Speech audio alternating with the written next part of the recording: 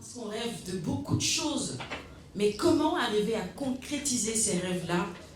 On a besoin justement de ces personnes, de ces bonnes fées, de ces généreux donateurs pour mettre la main sur le cœur et dans les poches aussi, bien sûr. C'était il y a 11 ans, et ça me semble un siècle. Avec le professeur Desloges, j'ai une photo, on regarde un terrain vague, et après on visite l'hôpital, et je vois une jeune fille qui a été opérée la première fois à Dakar par le professeur Dreyfus, Awa. Et maintenant, guérie, elle étudie à Nantes et elle continue ses études de biologie. Donc c'est vraiment un conte de fées. L'idée, c'est un rêve de construire un centre de chirurgie cardiopédiatrique entre les CHU Femmes, la chaîne de l'espoir et la Fondation Cuomo. Il fallait assembler, décider, structurer. À la fin, ces rêves, petit à petit, il est devenu réalité. Je remercie encore cet acteur de l'ombre. Gilles Dreyfus, il a acté dans l'ombre. Après, je dois remercier aussi Eiffage, parce qu'à soutenir le coût de cette construction, la qualité. Le centre, il est là, il est magnifique, et j'espère, comme m'a dit le directeur, qu'il restera là depuis longtemps. À ce moment, les actions conjuguées de la chaîne de l'espoir et du SHU Fan avec la Fondation ont permis d'avancer. Je vais remercier le docteur Cheikh Tako Diop, le directeur du plus grand centre hospitalier du Sénégal, qui vit au quotidien les affres de la gestion médicale et financière d'un centre qui a apparu comme une magie d'un jour à l'autre et qui inspire de nouveaux devoirs. Le centre cardiopédiatrique Cuomo a démarré son activité chirurgicale en janvier 2017.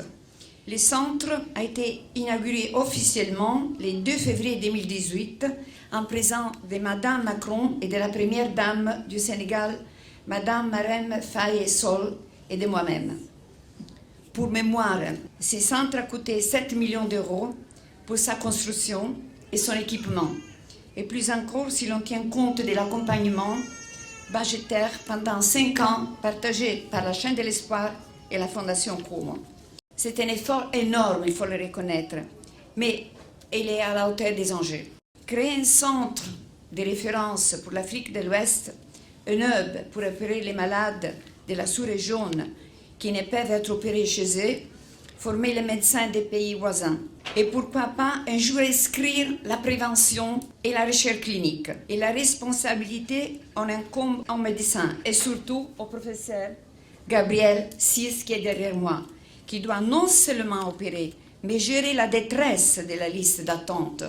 J'ai cru comprendre qu'il y a presque 400 enfants qui sont en liste d'attente. Un problème moral et humain à la hauteur de ce projet. Aujourd'hui, comme il y a 11 ans, nous sommes avec les professeurs Desloges, les professeurs Dreyfus, mais nous fêtons les milliers malades. Et voilà, peut-être plus un jour.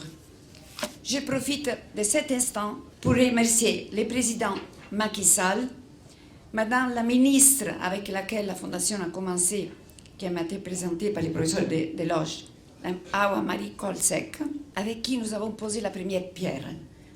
Monsieur le ministre Abdoul Diouf Sarr, qui a accompagné les projets depuis le début, et maintenant Madame la ministre Marie Ngom Ndiaye, qui a pour mission de faire que le centre Cuomo puisse non seulement vivre, mais qu'il puisse croître et qu'il soit un fleuron de la médecine sénégalaise.